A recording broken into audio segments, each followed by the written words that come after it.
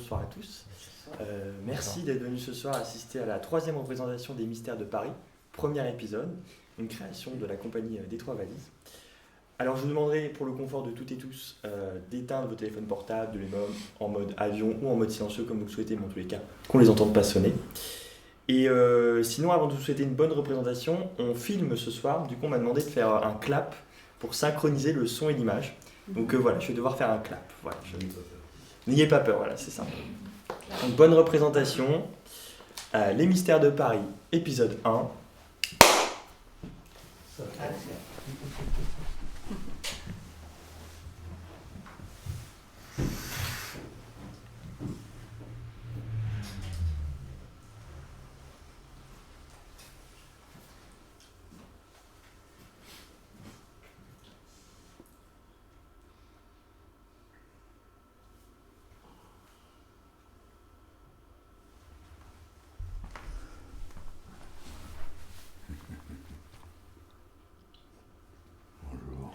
Bonjour.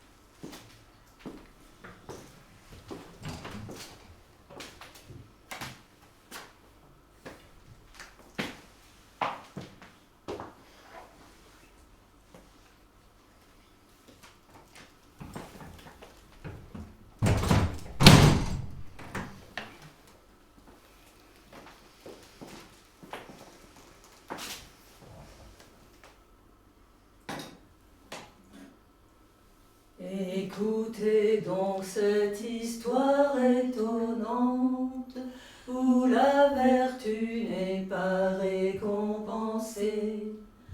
Le mal triomphe des âmes innocentes, mais le destin saura bien les venger. Gardez chez vous vos enfants et vos femmes.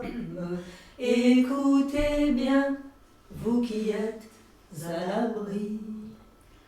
Voici le temps des châtiments infâmes, dans le secret des mystères de Paris. Voici le temps des châtiments infâmes, dans le secret des mystères de Paris. Pisse vinaigre, pour vous servir, communautaire de prison.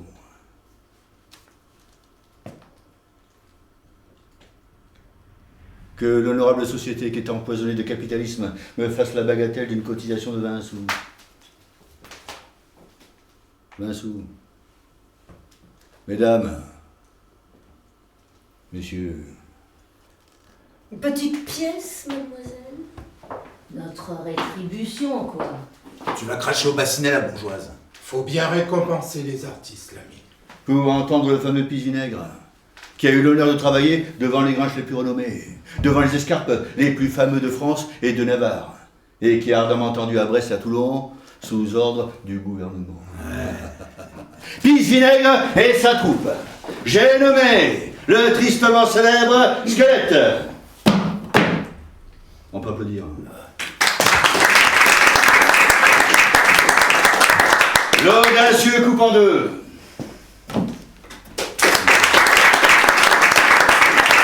L'inimitable ronce.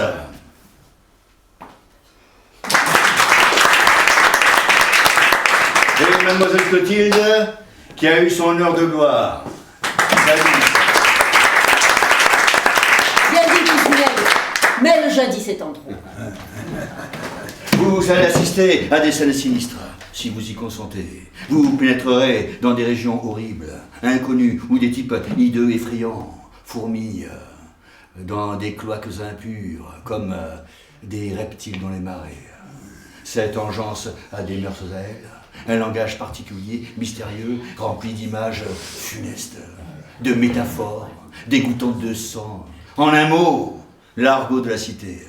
Ces interlopes se rassemblent pour concerter le vol, le meurtre et se partager enfin les dépouilles de leurs victimes. Ces gens atroces, pervertis et de triste mémoire, nous les connaissons bien, nous autres. Et pour cause, ces hommes et femmes de vilaine réputation, c'est nous! Nous qui croupissons auprès de... Le bagne, ouais. Ta gueule coupe en deux! C'est moi qui raconte!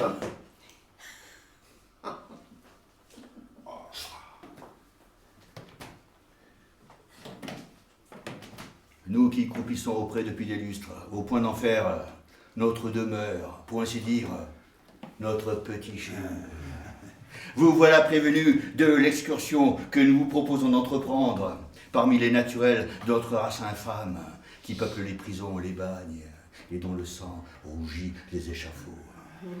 Nous le ferons avec les pauvres moyens de notre logis et la noirceur de nos âmes. Bien dit.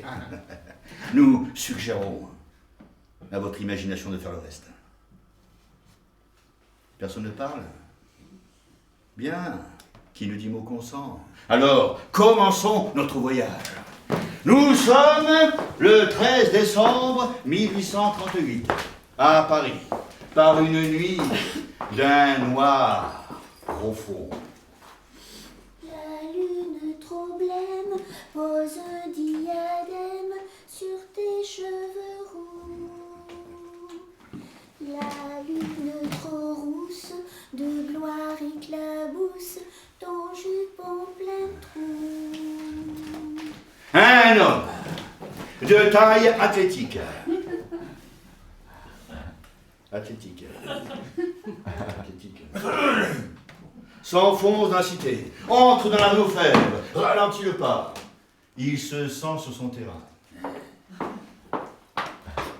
Un clocher sonne 10 coups dans le lointain.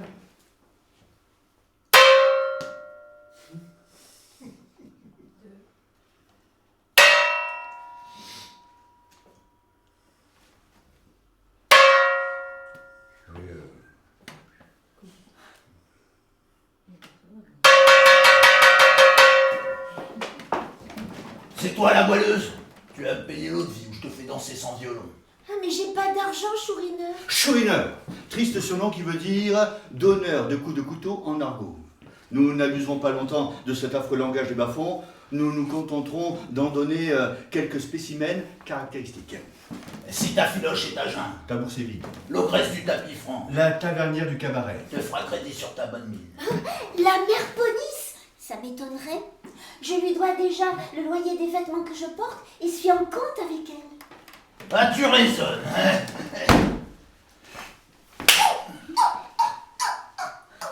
Ah, ça fait mal. Ça, ce n'est rien, c'est pour t'avertir. Je te tiens, ma fille. Tu vas danser. C'est toi qui vas danser. Qui? Arrêtons-nous un instant sur cet inconnu qui surgit. Taille moyenne, svelte, parfaitement proportionnée. Il paraît âgé de 36 ans. À peu près. Remarquez sa main élégante et blanche, son teint d'une pâleur délicate. Que sa blouse d'ouvrier ne vous trompe pas. Cet homme n'est ni plus ni moins que le prince de Gerolstein. Oh! Monseigneur Rodolphe, homme mélancolique venu à Paris pour y défendre la veuve et l'orphelin, comme on dit. Mais surtout, un justicier qui a l'art du déguisement, implacable avec les méchants qu'il punit au mépris des lois. Bon, reprenons-toi ici. Merci d'avoir pris mon parti, monsieur. Et le chourineur m'a battu parce que je ne voulais pas lui payer l'eau de vie. Et je suis en sécurité maintenant. Laissez-le. Mais prenez bien garde à vous. car c'est le Chourineur. Et moi, je ne suis pas poltron. Tu veux donc que je t'escarpe? Que je te tue. Bon, tu vas payer pour la goualeuse et pour toi. Payé en monnaie de coup de poing, oui.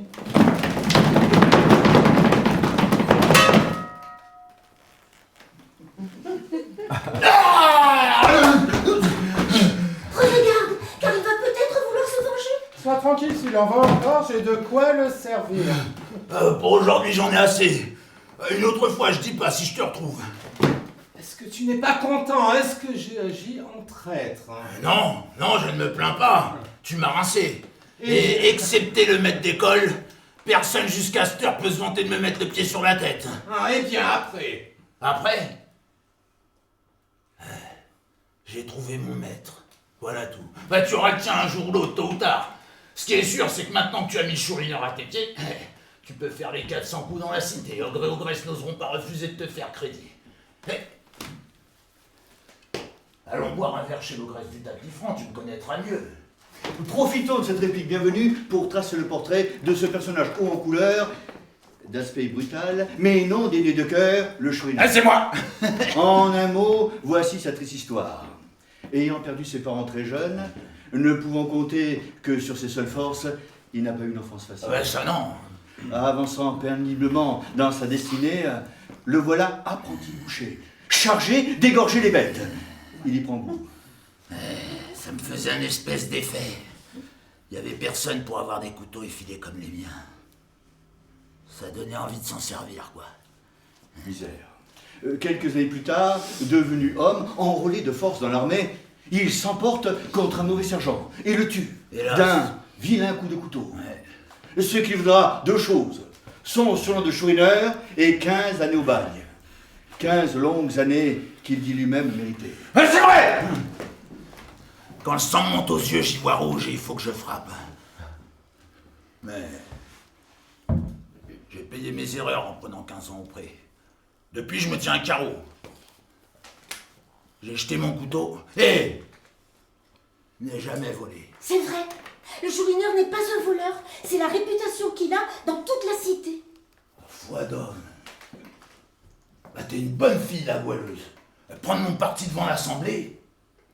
Puisque nous y sommes, brossons le portrait de Fleur de Marie, elle qui défend cet homme qui pourtant vient de lui donner une méchante calotte. À peine 16 ans, et déjà à déhancher dans la rue. Elle chante d'une belle voix pourtant. Ah, qu'est-ce qu'on est serré au fond de cette boîte. Chante les sardines, chante les sardines. Ah, C'est pourquoi on l'appelle la goualeuse dans les rues de Paris. Voici son histoire. Orpheline elle aussi. Oui, je n'ai jamais connu mes parents, c'est un mystère. Très jeune, elle est au service d'une méchante femme. La chouette, elle était horrible. Pour qui elle devait vendre du sucre d'orge et qui la battait. Un jour, elle m'a même arraché une dent pour me punir. Alors moi je me suis enfuie avec mon panier de sucre d'orge et depuis, je redoute de la croiser encore. C'est alors qu'elle s'enfuyait, à l'âge d'à peine 6 ans, qu'elle a été arrêtée et mise en prison, car considérée comme vagabonde. Et elle y a passé presque 10 ans. Et elle est ressortie il y a peu avec un petit pécule, correspondant à son salaire pour ses travaux aux enfants trouvés. Une de ses amies de l'assistance, Rigolette, s'en est servie. Oui. Avec mon consentement, hein, la brave fille. Ah ouais, c'est ma meilleure amie. Elle s'est servie de cet argent pour acheter quelques meubles, louer une minuscule chambre et faire des travaux de couture pour vivre. Fleur de Marie, elle, s'est retrouvée sans un sou. Moi, je n'avais point d'ouvrage et personne pour me conseiller. Complètement démunie, et sans rien pour subsister, elle est devenue la proie et la débitrice de la mère police. La tenancière du lapin blanc, qui, en bonne maquerelle, la contraint aujourd'hui à faire le trottoir. Horrible femme que nous retrouverons à la septicule.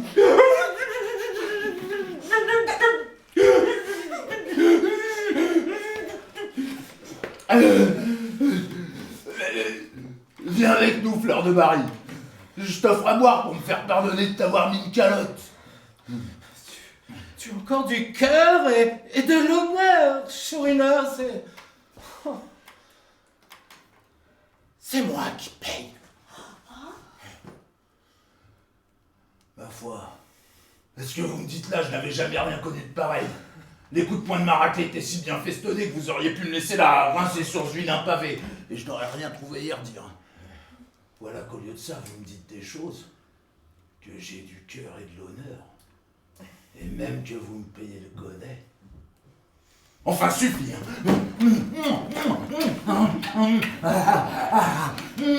Entre nous, c'est à la vie et à la mort, mon maître. Foi de chourineur. Continuons notre récit, si vous n'êtes pas trop craintif, en suivant les pas de nos protagonistes au lapin blanc. Ah, ça ira, ça ira, ça ira. Les aristocrates à la lanterne. Ah, ça ira, ça ira, ça ira. Les aristocrates, on les pendra. Ah, ça ira, ça ira, ça ira. Les aristocrates à la lanterne. Ah, ça ira, ça ira, ça ira. Les aristocrates, on les pendra. Le lapin blanc, triste estaminet et repère de bandits, tenu par la paire police.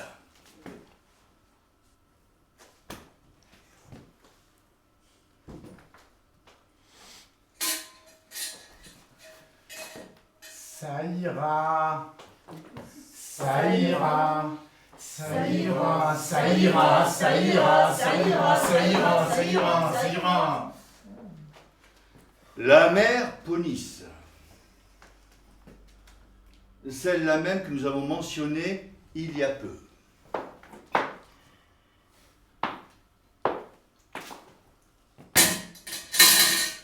Autant vous dire tout de suite, et malgré la crainte que nous avons de vous choquer, que Fleur de Marie est plus que la débitrice de cette femme vénale. Apprenez qu'elle en est pour ainsi dire l'esclave. Oui, l'esclave. Car c'est pour cette méchante femme, ou plutôt pour l'abri sordide, les quelques haillots et la nourriture immonde qu'elle lui donne, que Fleur de Marie est obligée, nous l'avons dit, à l'horrible vente de son corps et de son âme.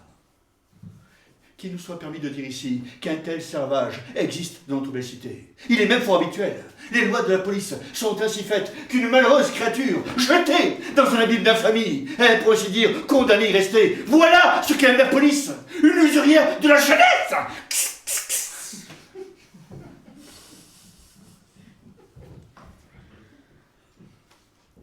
bon, tu as tout dit, là, on peut continuer. Reprenons notre récit. Eh, salut la compagnie. Ce cadet-là vient de me rincer. Hein. Avis aux amateurs qui auraient l'idée de se faire casser les reins.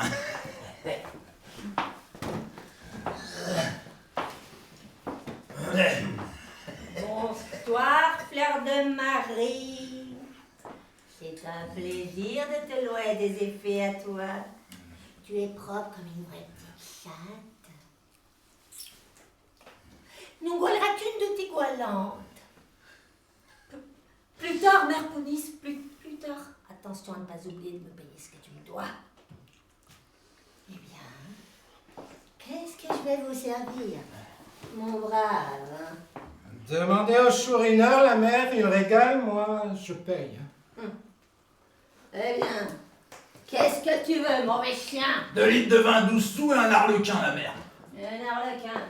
Un arlequin! Un arlequin était ramassé de viande, de poisson et de toutes sortes de restes provenant de la desserte, de la table, des domestiques des grandes maisons. Nous sommes honteux de ces détails, mais ils concourent à vous éclairer sur l'ensemble des mœurs étranges des bas-fonds de Paris. Un arlequin pour ces messieurs.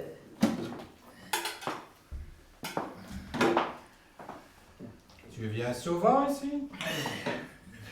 Et où voulez-vous que j'aille, mon maître? Qui voudrait fréquenter un repris de justice comme moi? Eh, ici, je vis avec mes pareils, hein. La goualeuse a dit que tu n'étais pas un voleur. Je n'ai pas menti, monsieur. Ce n'est pas un voleur, c'est la réputation qu'il a au lapin blanc et dans toute la cité. Fleur de Marie vous dit la vérité, mon maître. Je me cogne quelquefois, mais n'ai jamais fait dans cette vilaine pratique qui consiste à carotter son prochain. Mais tu étais pourtant à bonne école pour apprendre à voler, chourineur. Ouais, mais le goût n'y était pas. Quand j'étais au bal, les autres formes ça me blaguaient là-dessus, mais je les ai assommés à coups de chaîne. Bah, c'est comme ça que j'ai connu le maître d'école.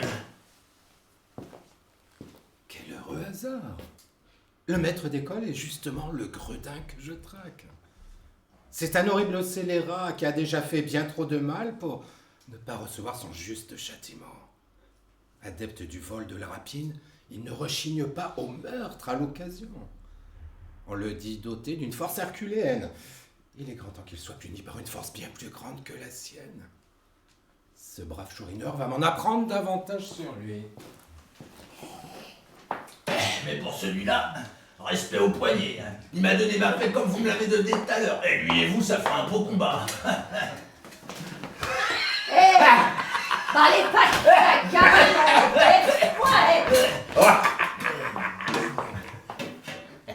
Le maître d'école, c'est donc un forçat libéré comme toi? C'est-à-dire, lui c'était un faco à perte de vue. Enfin, il a pris perpète, quoi. Mais il s'est libéré lui-même. Il est évadé, on ne le dénonce pas. C'est pas moi qui le dénoncerai, en tout cas. J'aurais l'air de le craindre. Comment la police ne le découvre-t-elle pas? Est-ce qu'on n'a pas son signalement? Ah bien oui, son signalement. Il y a bien longtemps qu'il a effacé de sa frimousse le visage que Dieu y avait mis. Maintenant, il n'y a que le diable qui pourrait le reconnaître. De quelle manière s'y est-il pris? Il a commencé par se rogner le nez, qu'il avait long d'une aune. Par là-dessus, il s'est débarbouillé avec du vitriol. Tu plaisantes. Un visage aussi couturé que la veste d'un chiffonnier. On l'arrêtera tôt ou tard. Pour ça, il faudra qu'on soit plus de deux. Car il porte toujours sous sa veste 2 pistolets chargés et un poignard. L'échafaud l'attend, il sera fauché qu'une fois. Il tuera tout ce qu'il pourra tuer pour s'évader. Le maître d'école, mon maître, n'est pas un homme, mais une façon de bête sauvage. Et la méchante femme avec qui s'est mis en affaire ne vaut pas mieux. Une vilaine borgnesse à l'œil vert. Borgne, dis-tu? Même qu'elle a un œil crevé de tout rond. Et un nez crochu pareil. Une vraie sorcière. C'est d'elle! Tiens, quand on parle des loups, c'est la meute qui rapplique. Pour des raisons de commodité, permettez à la Ronce et moi-même d'incarner ces personnages bien peu sympathiques, si familiers dans les bas-fonds. C'est ça. On va leur donner vie à ces affreux.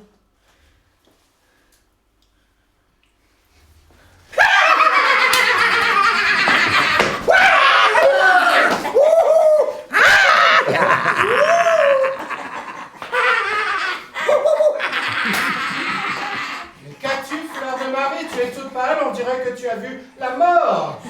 La chouette! Mon Dieu! La chouette! La borgnesse! Est-il possible? C'est la pégriotte! Tu connais celle-là? C'est ma voleuse de sucre d'orge, mon mignon. Des années que je l'avais perdue de vue. Mais d'où est-ce que tu sors, toi? C'est le diable qui t'envoie. Tu retomberas donc toujours sous ma griffe.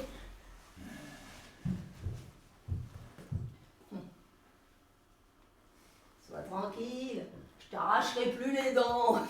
Mais t'es bien, je vais t'arracher toutes les larmes de ton corps. Et toi, la belle blonde, tu vas quitter ces 2 mufles et t'en venir avec nous.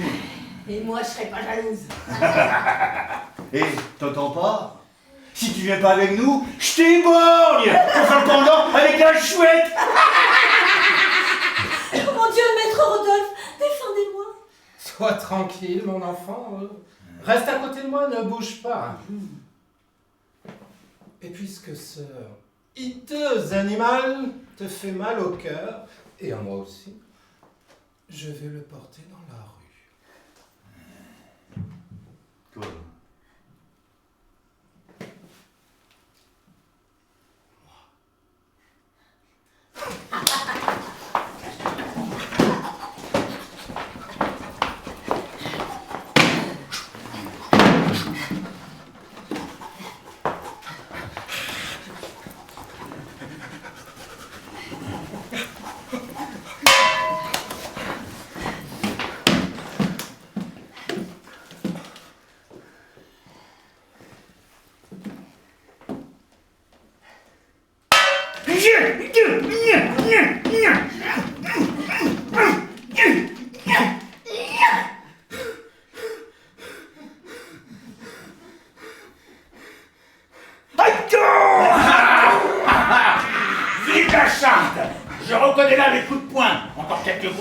je les saurai. Voilà qui n'est pas régulier. Un moment.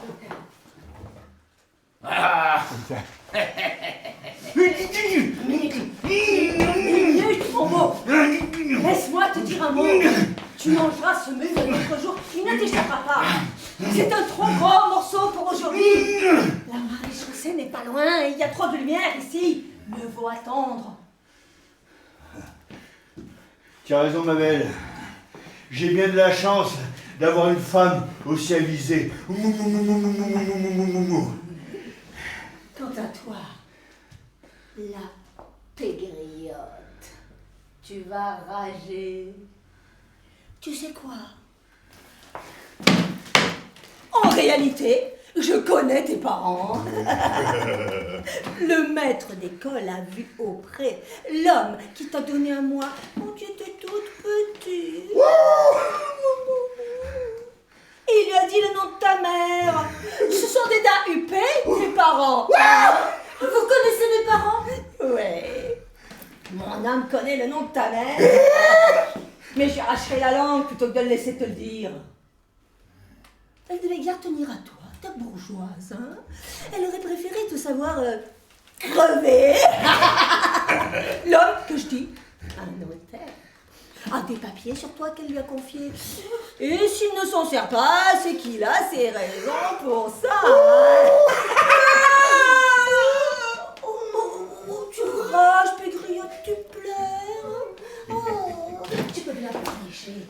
Jamais tu ne sauras le nom de ta mère. J'aime autant qu'elle me croit morte. Allons-nous-en, Fleur de Marie. Cette chouette a le bec trop pointu pour une âme aussi douce que la tienne. Tiens, Chourineur, voilà de quoi payer la note à Mercounis.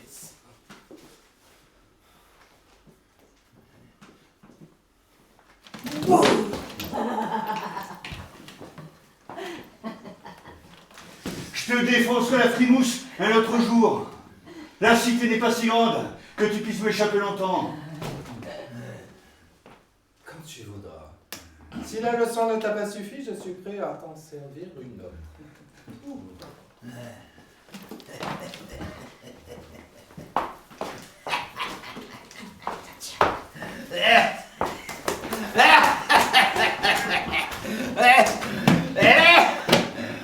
Quel pugiliste que ce monsieur Rodolphe, hein?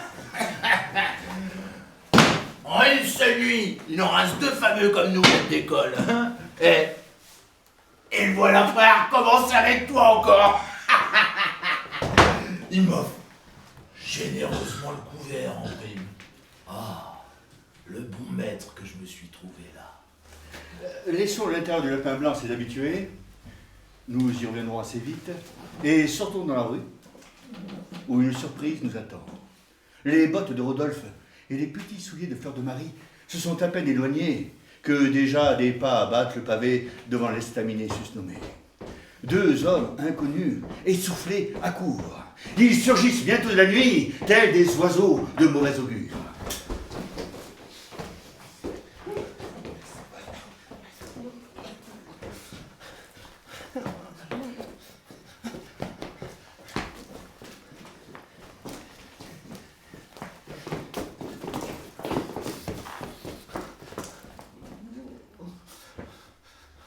Tu es sûr qu'il est ici? C'est ce que m'a dit mon informateur. Il a Et fait plus permettre- inquiétant, il s'exprime en anglais.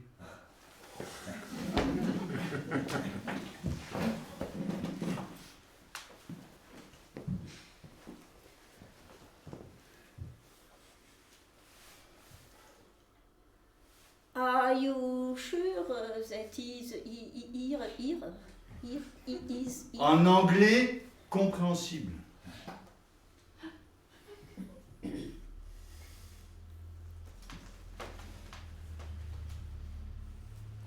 Tu es sûr qu'il est ici?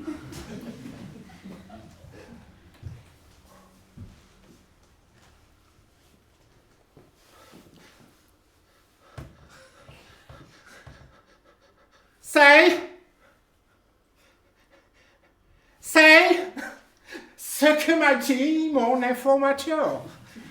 Il l'a vu pénétrer dans ce pub et a couru m'en informer. Mais que viendrait-il faire dans un endroit pareil? Mais qui sait, ses dessins sont impenetrable. C'est vrai, mais tout de même, un homme de sa condition, dans un tel taudis, malheur sur moi s'il m'échappe encore. Patience sera, les jours ont 24 heures et la vie est longue. Entrons.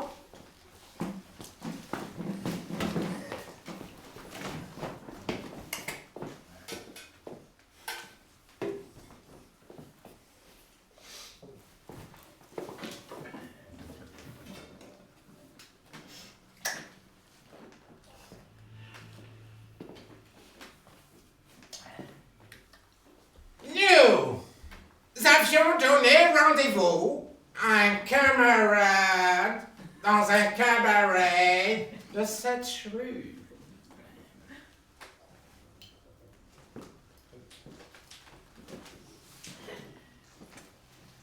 Nous nous sommes peut-être trompés.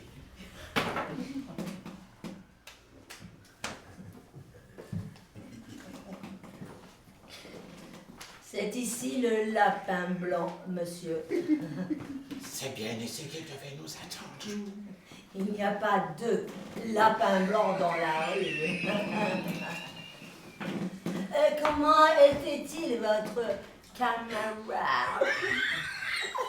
Grand, une mince, et il porte une espèce de moustache. Mais attendez donc. Mais c'est mon homme de tout à l'heure. Vous l'avez manqué de peu. Il vient juste de s'en aller. Était-il seul ici?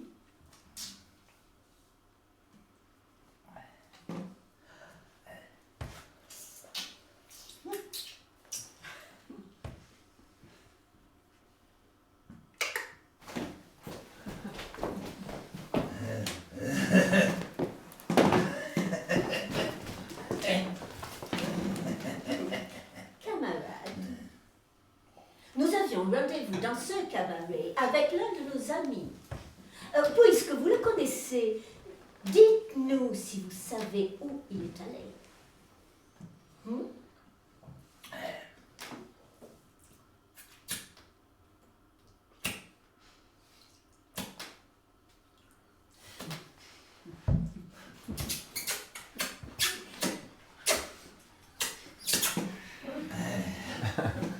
Je le connais parce qu'il m'a rincé il y a 2 heures en défendant la voleuse. Je voulais la battre, j'avais tort.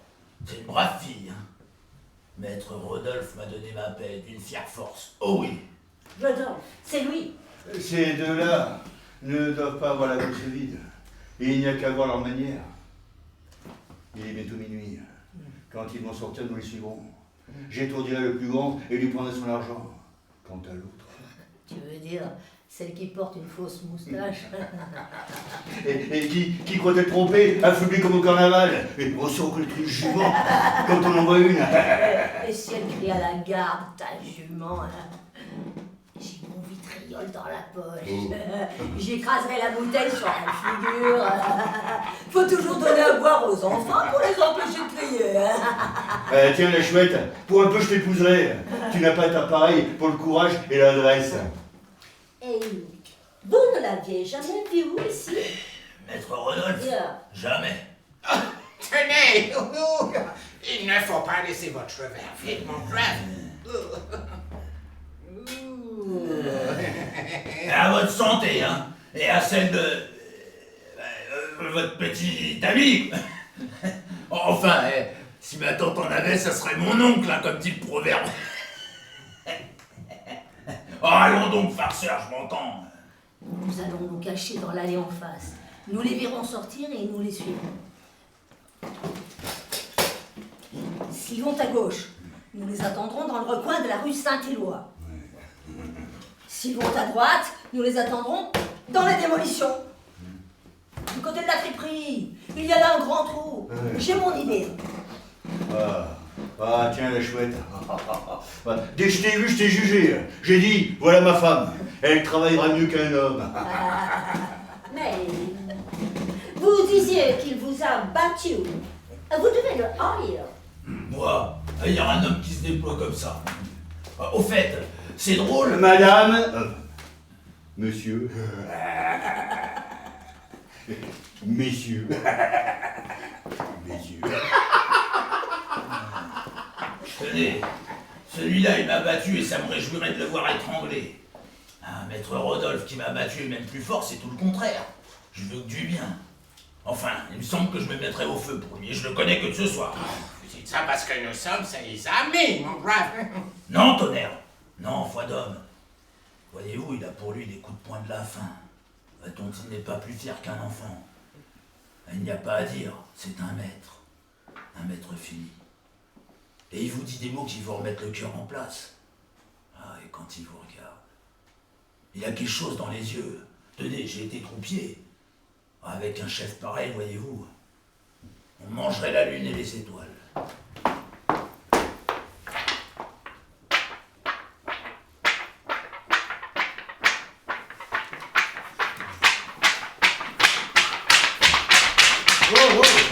Oh. De qui suffit? Bah, je suis le vent.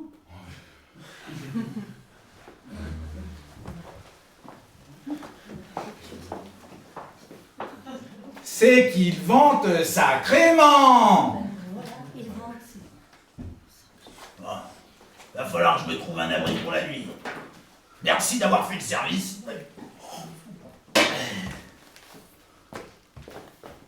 Mais, messieurs,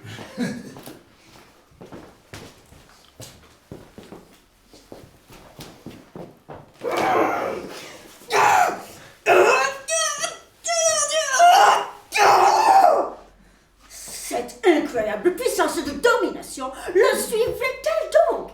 Partout et toujours. Oui. Jusqu'à ce que nous ayons conjuré le charme.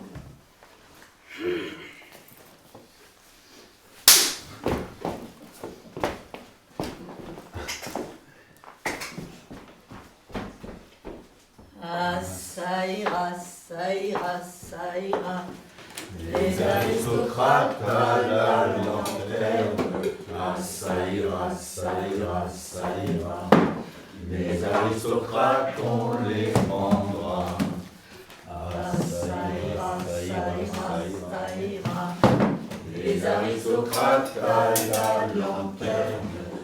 Ça ira, ça ira, ça ira. Les aristocrates, on les pendra. Arrêtons-nous un instant sur ces deux personnages inconnus qui viennent de quitter le Lapin Blanc. J'ai nommé Sarah Seton et son frère dévoué, Tom. Sarah Seton, devenue la comtesse, puis la veuve MacGregor, femme à la beauté insolente et âme noire, notre récit. Bien dit. Elle n'a qu'un but dans l'existence, porter une couronne royale sur son front. Mais pourquoi ne pas l'avouer? Je suis convaincue d'être promise aux plus hautes destinées. Une destinée souveraine.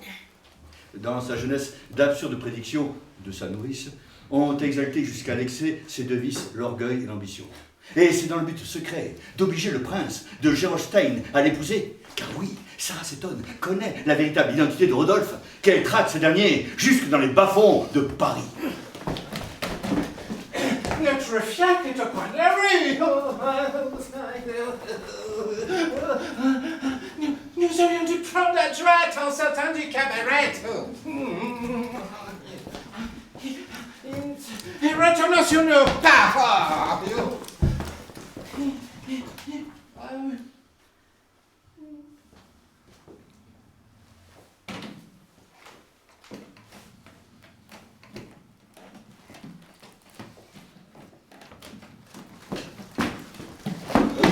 Ton argent, je te jette dans ce trou. Voyons tes mains s'il y a des bagues. Mais tu n'as donc personne pour t'offrir des anneaux? Quelle misère! Mon portefeuille contient des papiers qui vont se rendre inutiles. Ramenez-le-moi demain et je vous donne 25 louis. Mais je vous reconnais. Vous étiez au cabaret Et vous aviez vu l'homme que nous étions venus chercher. Un mince à moustache? Ouais, faudra que je me venge de ce moufle-là. Je peux vous en donner l'occasion. Donnez-moi 1000 francs, je vous le tue. Misérable! Il ne s'agit pas de le tuer. Et de quoi donc alors? Il suffit de me trouver cette trace. Et ce n'est pas 1000, mais 2000 francs que je vous donnerai si vous réussissez. Folie, elle a de l'argent à gagner. C'est des bourgeois huppés qui veulent monter un coup à leur ennemi. Celui-là même que tu voulais crever. Oh. Demain, à 1h, dans la plaine Saint-Denis, entre Saint-Ouen et le chemin de la Révolte. Oh my God.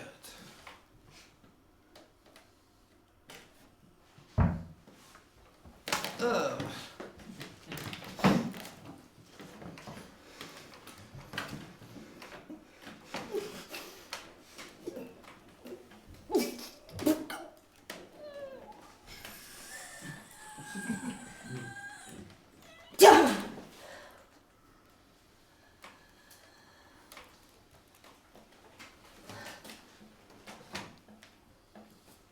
Et mon homme vous rapportera votre portefeuille.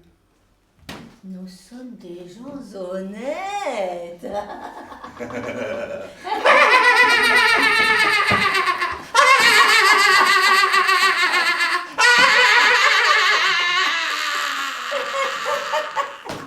En ce qui nous concerne, vous aurez vos 500 francs, plus un acompte sur l'autre affaire, si vous êtes raisonnable. Et maintenant, disparaissez et ne nous suivez pas.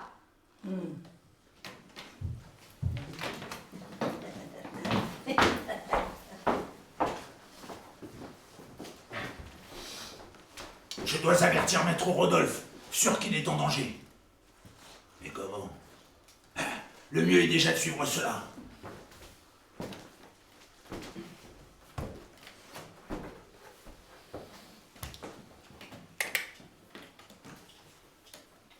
Sarah.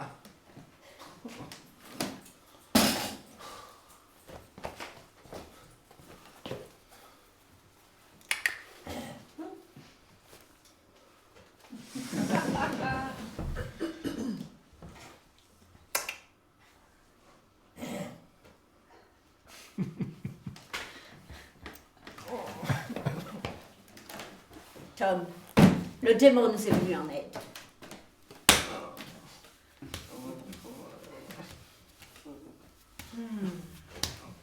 Ces deux-là peuvent nous aider.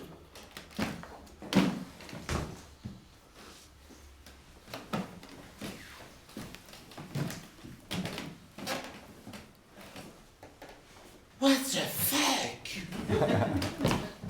Laissons-là ces deux-là et le chourineur à s'appuyer là-dessus. Nous verrons que cette dernière ne sera pas sans intérêt sur le fil de notre intrigue. Mais pour l'heure, retrouvons-nous au lendemain de cette étrange nuit, alors que le jour se lève. Et retrouvons notre héros alors qu'il arpente une artère de la cité à grands pas, pour entreprendre une action contre les forces du mal, car tel notre héros, brave vengeur d'une justice qui jamais ne faiblit.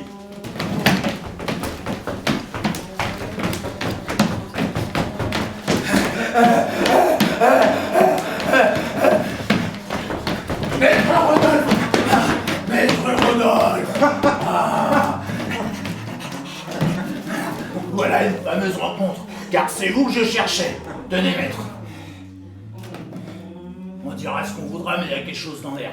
Le bon Dieu est malin vu qu'il vous a poussé ici. Mais que fais-tu là?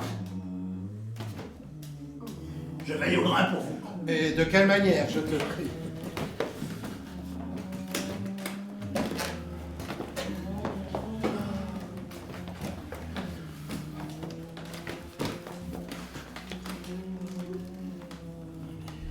Hier, après votre départ du Lapin Blanc, un homme de grande taille et une femme habillée en homme sont arrivés. Des Angliches, monsieur. Des Anglais, dis-tu? Même qu'ils ont voulu me faire jaspiner sur votre compte. Jaser. Ah, je savais rien, j'ai rien dit. Remarquez, j'aurais su quelque chose, ça aurait été tout de même. Hein.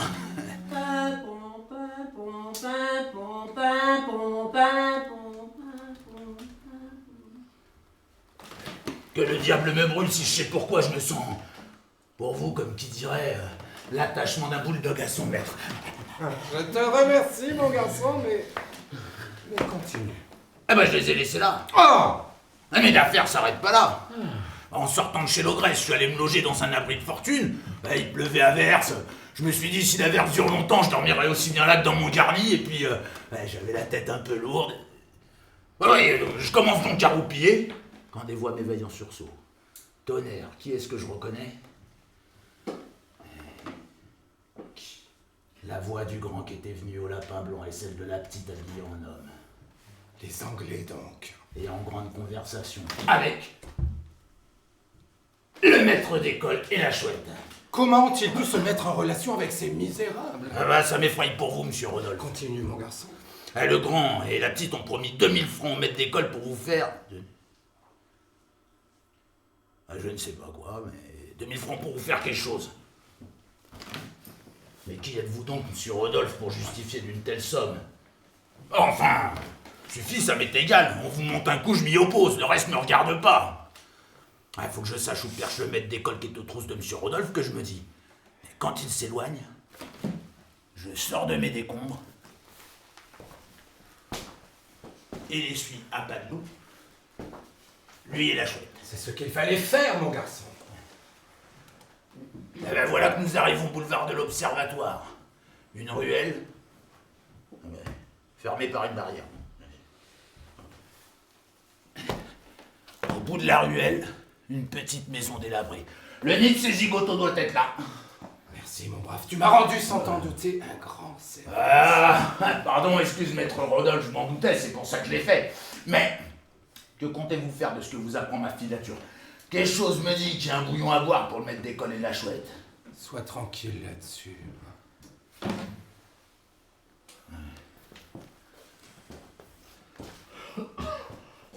Un mot encore, monsieur Rodolphe. Parle!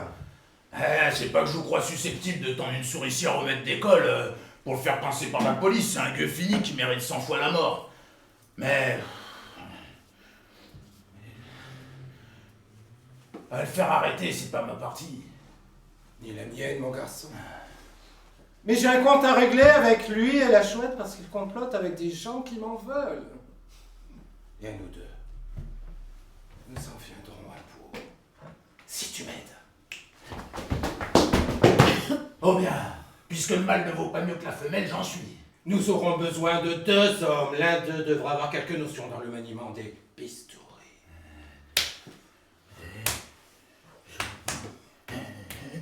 J'ai ce qu'il vous faut. Bien, bien. Voilà ce que nous allons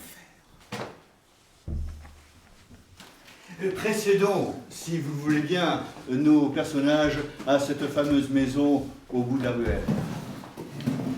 Et profitons-en pour tracer le portrait de l'homme sans foi ni loi, parfaite incarnation du mal qui loge, tel un porc dans sa boge, le maître d'école. Et pour ce faire, une fois n'est pas coutume, laissons la parole à ceux qui connaissent le mieux cet immonde personnage. Je veux parler de ces innocentes victimes qui sont passées par sa main de vie à trépas. Oui, notre théâtre est ainsi fait qu'il peut redonner vie l'espace d'un témoignage aux malchanceux qui ont croisé la route de la bête. Paix à leurs âmes.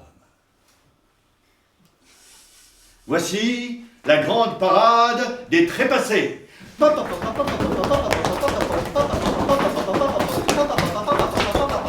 Ding. Madame Bauticourt, bourgeoise assassinée par le Maître d'école. le 28 mars 1828 à Mulhouse. Il m'a fendu sans préavis avec son couteau pour me prendre ma broche. C'était une babiole, mais j'y tenais beaucoup. Maman me l'avait donnée sur son lit de mort.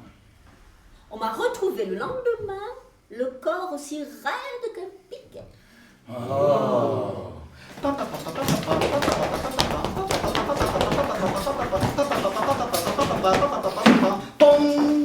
Gros cornillon, marchand de bestiaux sur la route de Poissy, assassiné par Le maître d'école. le 3 août 1832 à l'entrée du bourg. M'avait pourtant semblé aimable le bougre. Oh, couillon que je suis d'y avoir dit que je venais juste de vendre mes 2 vaches à l'écarisseur. À cause qu'elles étaient plus très jeunes. Et puis moi, de toute façon, les vaches, c'est pas ça. M'a sommé avec une pierre. M'a fait les poches, il m'a laissé là. Ni vu ni connu. Ah, c'était de l'argent facile. Qui a dit que le crime ne payait pas?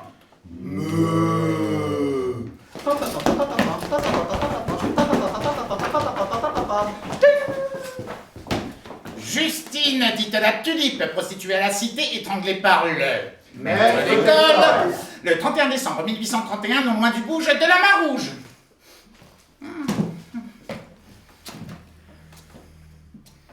J'aurais jamais dû lui demander mon dû.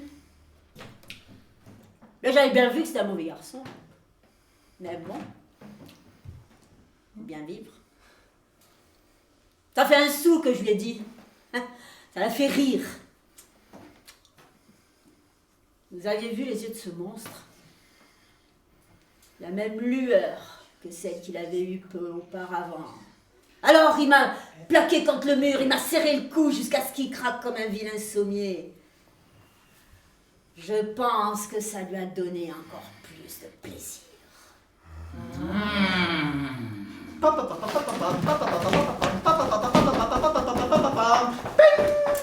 Lucette Germain, 11 ans, assassinée par Le maître d'école. noyé dans la Seine.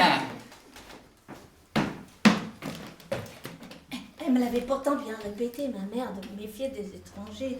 Et j'aurais dû l'écouter.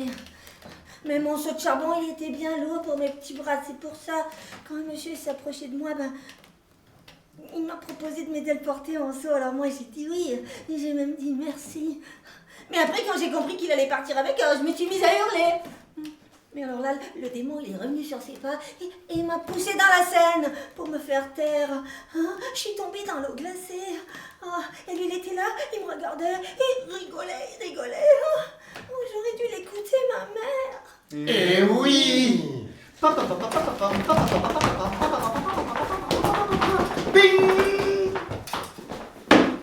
Bénédicte Quincampoix, mère supérieure de l'abbaye de Cluny, empalée sur un objet religieux par Le maître d'école. le 23 février 1833 dans la sacristie. On ne lui aurait pas donné le bon Dieu sans confession à cet homme-là. Mais que voulez-vous? La charité chrétienne, c'est la charité chrétienne. Il n'y a pas à tortiller, comme je dis toujours. Et puis, il semblait tellement aimer ma statuette de Sainte Bertille que je la lui ai donnée. Du fond du cœur, lui ai-je dit, en la lui donnant. Alors, il l'a soupesée et il a dit « Ça ne vaut pas 3 francs, votre truc. Mais, puisque ça vient du fond du cœur, que ça y retourne. » Il m'a planté Sainte Bertille dans la poitrine. Je suis morte sur le coup.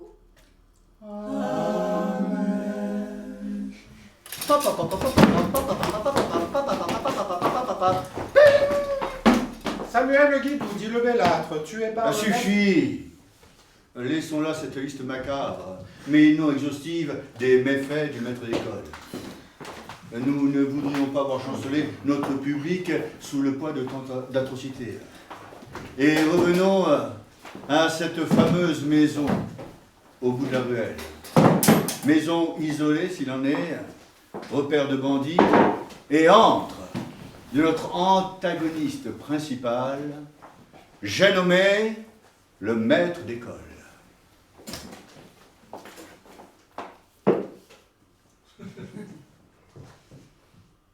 Oui, c'est moi.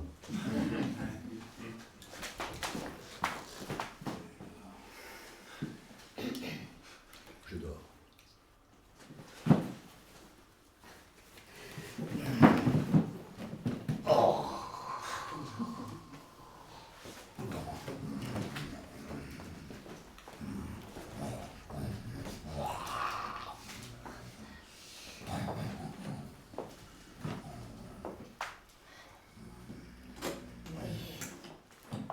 Le monstre dort d'un sommeil agité. Et c'est sans doute que des fantômes viennent hanter ses rêves. Le hanter, lui, tu plaisantes. Mais David, ce sont les morpions qui font la gigue là-dessous. Les draps ne sont pas très propres chez les brigands. Hein. Je ne vois pas la chouette. Cet oiseau-là, il va sortir la nuit. Tes gens sont-ils sûrs? Pinou est une vraie teigne. Je pique tout ce qui est galeux, monsieur. Et l'autre?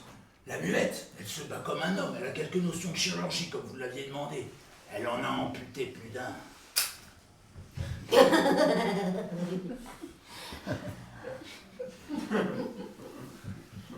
Elle a eu maille à partir avec le maître d'école dans le temps. Vous pouvez compter sur celle-là, mon maître. Elle le saignera quand vous en donnerez l'ordre. Alors.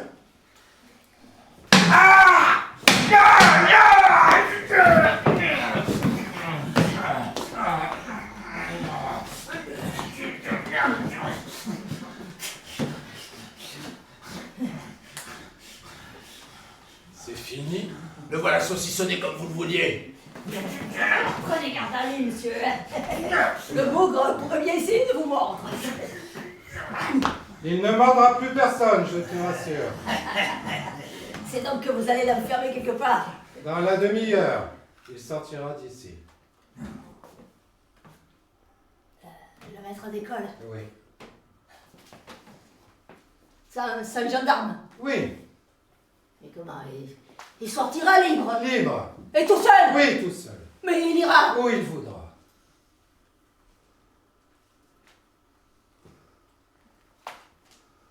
Échappé du bagne de Rochefort. Vous étiez condamné à perpétuité pour crime de faux, de vol et de sang. Vous êtes Anselme Duresnel. C'est faux, comme le prouve. Comment? Vous connaissiez donc ce lascar? Vous êtes Anselme Duresnel, vous en conviendrez plus tard. Vous avez volé et assassiné un marchand de bestiaux sur la route de Poissy. C'est faux. Une jeune femme qui faisait commerce de son corps. Je ne me souviens pas. Janine, dite la tulipe. Qui? Le dénommé Samuel Guidou. Mensonge. Vous en conviendrez plus tard. Hier, vous avez volé à un homme son portefeuille. Le voici.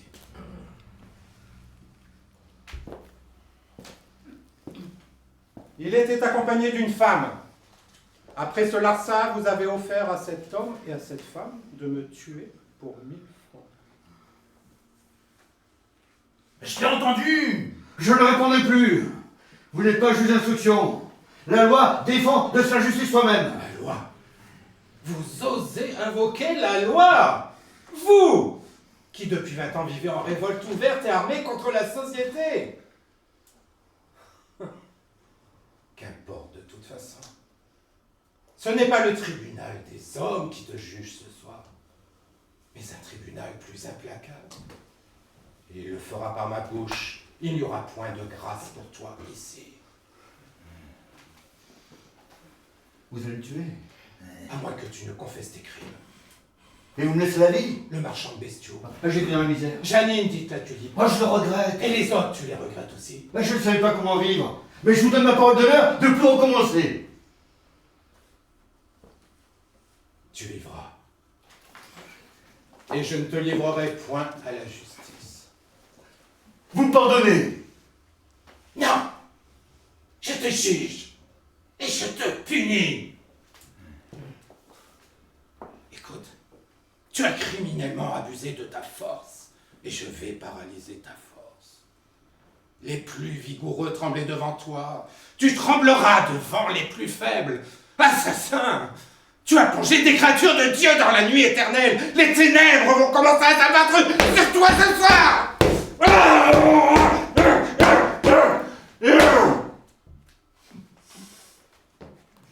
Mais qu'est-ce que c'est que cet homme? La muette. La muette.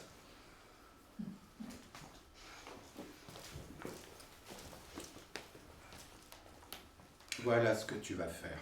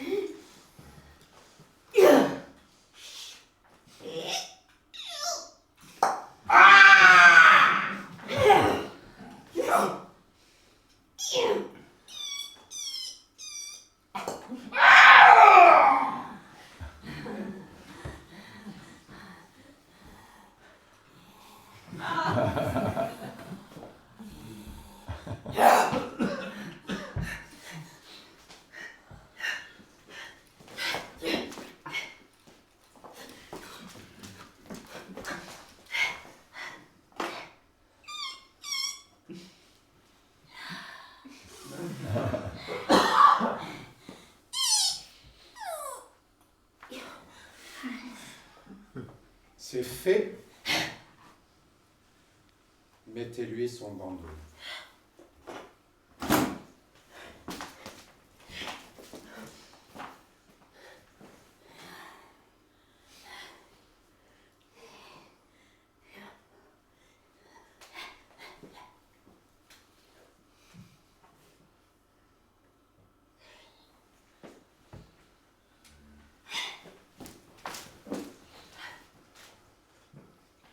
Vous m'avez fait mal. Pourquoi donc vous m'avez piqué les yeux? C'est pour me martyriser encore que vous avez éteint les lumières? Pourquoi vous avez éteint les lumières?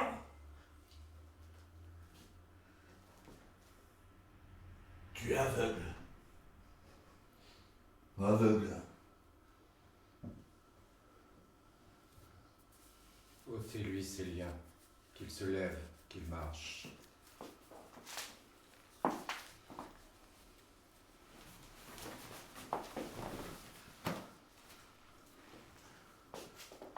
Aveugle. C'est pas vrai. Vous avez fait la nuit exprès.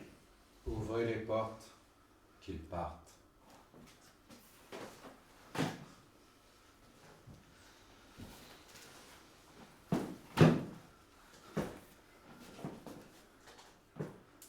Aveugle. Aveugle. C'est donc vrai.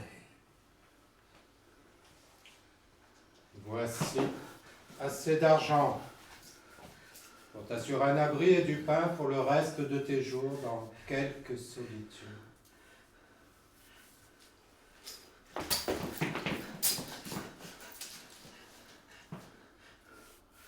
Maintenant tu es libre, va-t'en et repens-toi.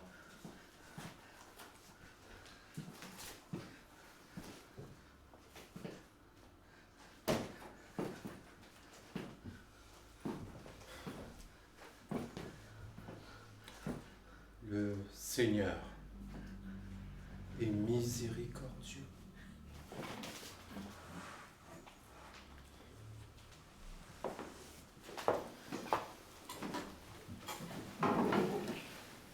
Vous étiez prévenu. À la nuit tombée, il arrive que la cité se transforme en un terrible tribunal, où la punition égale le crime. Car il faut bien Que justice soit rendue. Quittons cette maison décidément trop sombre pour un peu plus de clarté. Et retrouvons-nous au lendemain de cette nuit sordide, alors que le jour se lève, en un lieu que nous avons déjà visité la veille. Un lieu qui nous est, pour ainsi dire, devenu familier. L'entrée du... Ah, il y en a qui suffit. L'entrée du Lapin Blanc, où la détestable mère Ponisse se prélasse.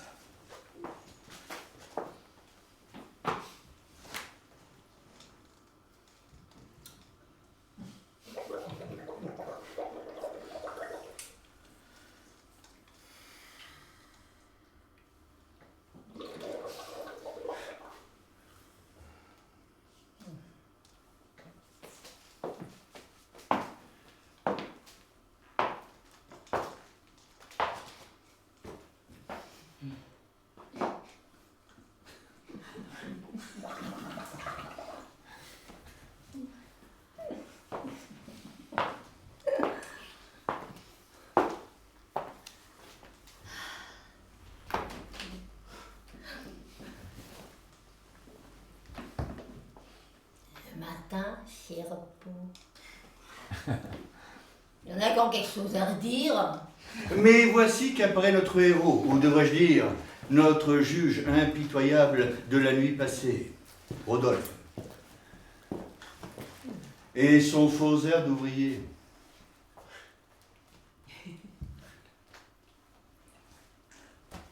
Psst. Non.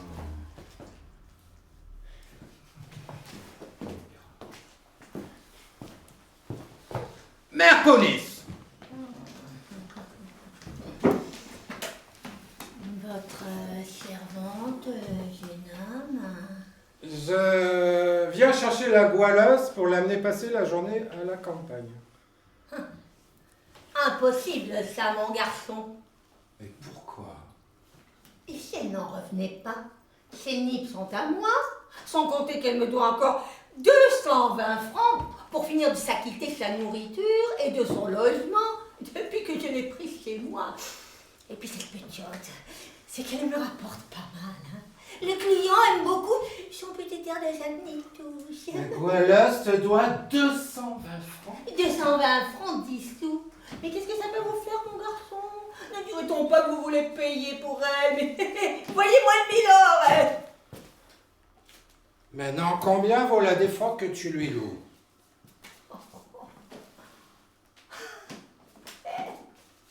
Hein?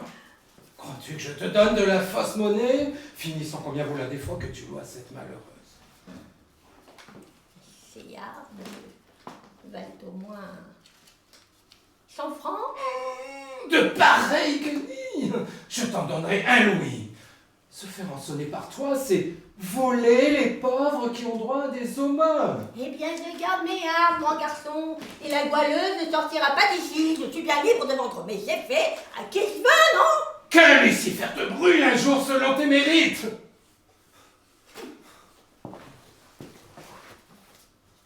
Voilà ton argent, misérable.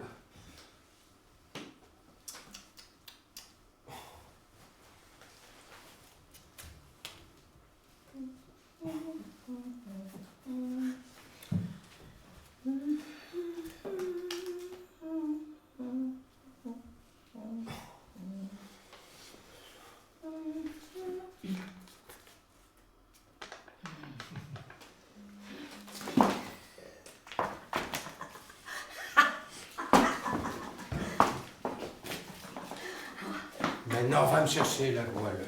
Ça lui fera plaisir, hein. Il arrête de vous reluquer joliment, hein. Va la chercher. Dis-lui que je l'amènerai à la campagne, rien de plus, surtout qu'elle ne sache pas que j'ai payé sa dette. Pourquoi donc? Que t'importe. Après tout, ça m'est égal. Et j'aime autant qu'elle se croit encore sous ma coupe. Te tairas-tu? Oh, quel air méchant. Je plains ceux à qui vous en voulez. Bon, j'y vais. Quelle horrible femme! Quel abominable commerce que le sien. Pauvre fleur de Marie. Je ne peux comprendre cet épouvantable esclavage. Cet horrible vent du corps et de l'âme pour un abri sordide, quelques haillons et une nourriture immonde. C'est une de mes répliques, ça. Bah ouais, mon vieux, il l'a déjà dit. Bah c'est sûr. Bah oui, j'ai dit au début de la pièce.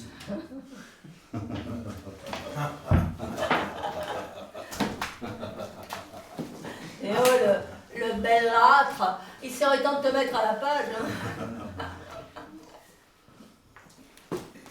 Monsieur Rodolphe? Oh, Monsieur Rodolphe. La goualeuse ne voulait pas me croire. Elle est devenue cramoisie quand elle a su que vous étiez là. Et quand je lui ai dit que j'autorisais à passer une journée à la campagne, alors là, j'ai bien cru qu'elle allait tomber en pamoison, cette idiote. Voulez-vous passer la journée à la campagne avec moi, mon enfant? Puisque madame le permet. Je dis j'autorise, ma petite satte. Rapport à ta bonne conduite, dont tu fais l'ornement.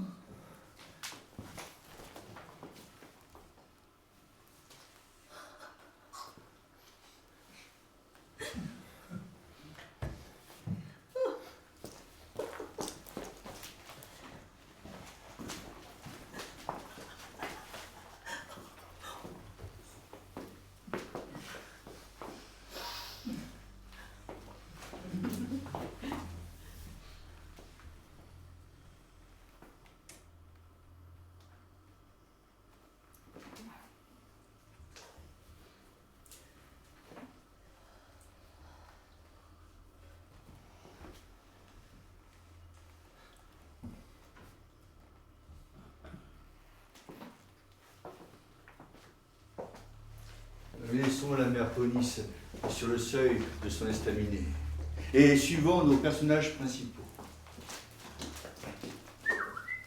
Notez avec quelle prévenance Rodolphe tient le bras de Fleur de Marie et comment celle-ci dégage délicatement ce même bras. C'est que je suis gênée, non pour moi-même, mais pour la réputation de Monsieur Rodolphe, qui me semble si extraordinaire. Pensez donc, une fille de rien comme moi, que diraient les gens s'ils voyaient ce monsieur si bien comme il faut accroché à mon bras? Sans doute, notre héros est-il touché par tant de délicatesse et a-t-il perçu la gêne de celle qu'il veut protéger? Elle est trop mignonne, cet enfant, il est vrai. Il n'y a qu'à voir ses yeux pour contempler l'innocence de son âme. Qu'importe le qu'en dira-t-on, je peux bien lui donner le bras si je le veux. Mais l'un tout à sa prévenance, l'autre tout à sa gêne, ils ne se sont pas aperçus qu'ils étaient suivis.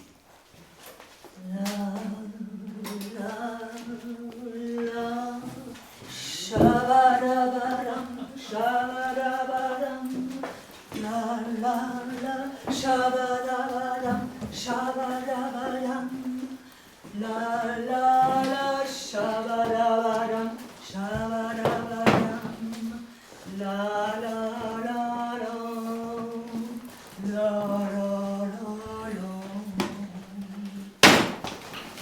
J'ai eu du nez de faire le guet au lapin blanc ce matin. Faut juste que je me fasse pas repérer par ces deux oiseaux-là pour voir où ils vont se poser. Les voici qui arrivent au quai aux Fleurs, où un fiacre les attend. Direction Saint-Denis, nous allons à la ferme de Bouqueval, l'ami.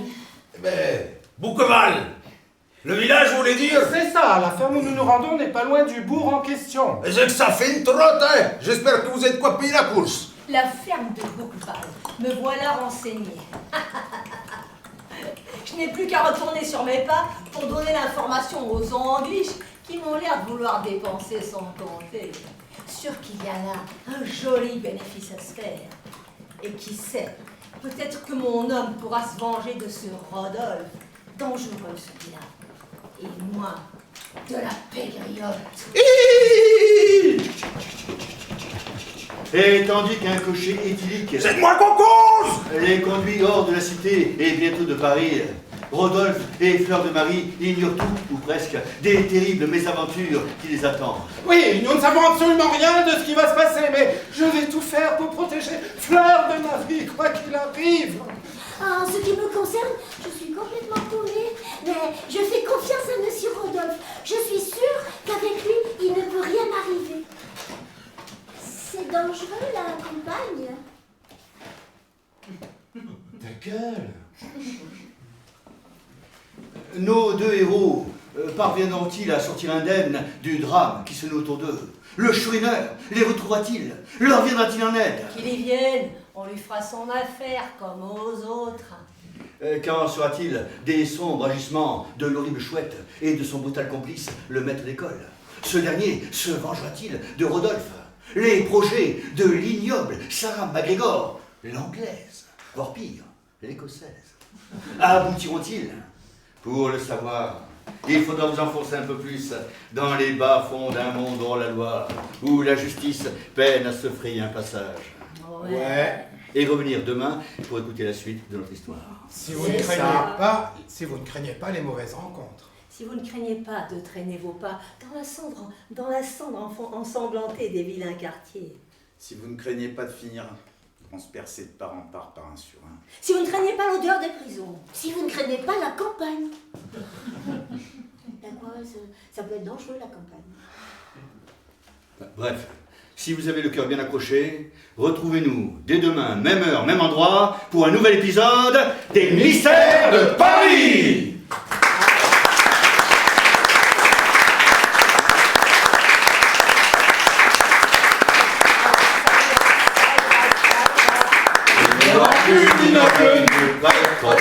Ça ira, ça ira, ça ira, et l'égalité partout régnera. Le despotisme expirera. Le le despotisme expirera. La liberté triomphera. La liberté triomphera. Ah, ça ira, ça ira, ça ira. Les aristocrates à la lanterne. Ah, ça ira, ça ira, ça ira. Les aristocrates on les pendra. Hey!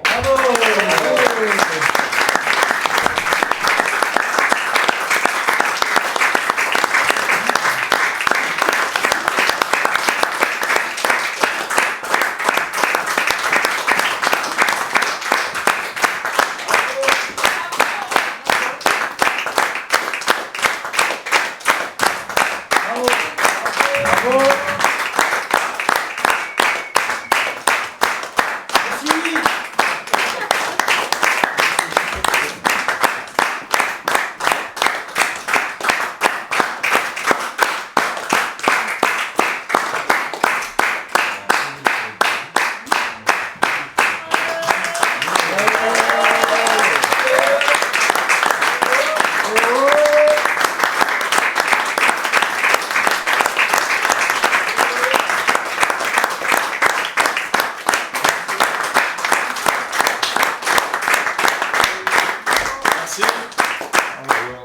Ne prenez pas le texte au pied de la lettre, ne revenez pas demain, parce que la deuxième partie n'est pas encore faite. Voilà. Mais sinon, vous pouvez revenir dans 9-10 mois à peu près. Voilà, merci. Bravo, bravo.